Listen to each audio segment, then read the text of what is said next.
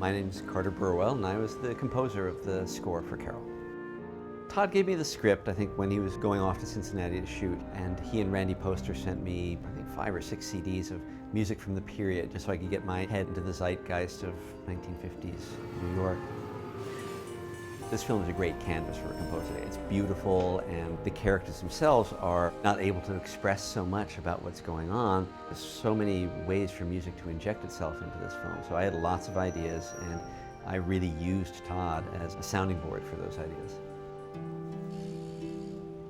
The beginning, we are really mostly in Therese's mind. As someone who's just becoming infatuated with this woman, a lot of their first scenes, their first date, when they have lunch, I use like vibraphone, which is this instrument which has a sort of ambiguity to it. It's vague, it's like, it's of the period. It's very clear and bell-like in a way that it doesn't have any harmonic content, and so you can interpret it in so many different ways. I wonder if you might help me find this doll for my daughter. It's really a story of two people, and so the idea that there'd be one solo instrument and another solo instrument, that these two solo instruments begin this far apart, they end up interweaving.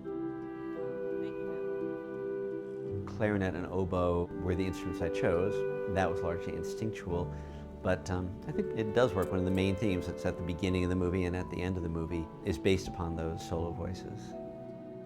For Carol, a lot of this relationship is complicated. And for that is the third theme that I consider sort of the theme of loss, emptiness, the flip side of love.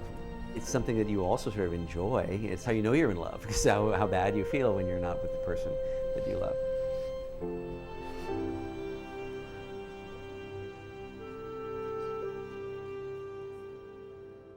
When they go on this drive, Carol drives Therese to her house for the first time.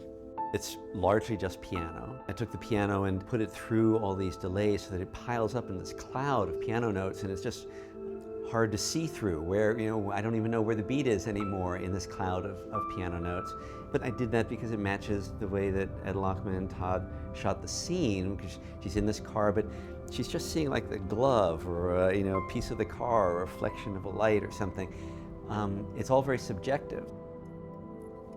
The film is made of many different things, so you actually are looking for something that doesn't just sit in one world or in one mood or one feeling. It's got to be capable of going this way and going that way and expressing this and expressing that. I think in the lovemaking scene, the camera work is very stately, and I was kind of going with that at first, but Todd said, no, here you can push it and drive the scene more musically. You're trembling. So I picked up the tempo, and I really count on Todd for that. Darling, I want to see you. It's the nature of the story that even in the most romantic moments, there's a little bit of an air of danger or darkness, because the very fact that they're pursuing this romance does represent, a real problem for Carol and her desire to have custody of her daughter.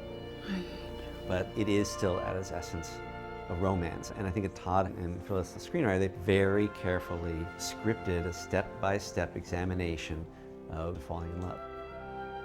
And it's that way that it is doled out step by step that kind of creates this anticipation and almost tension as you're waiting for the next step and you're waiting for the next step.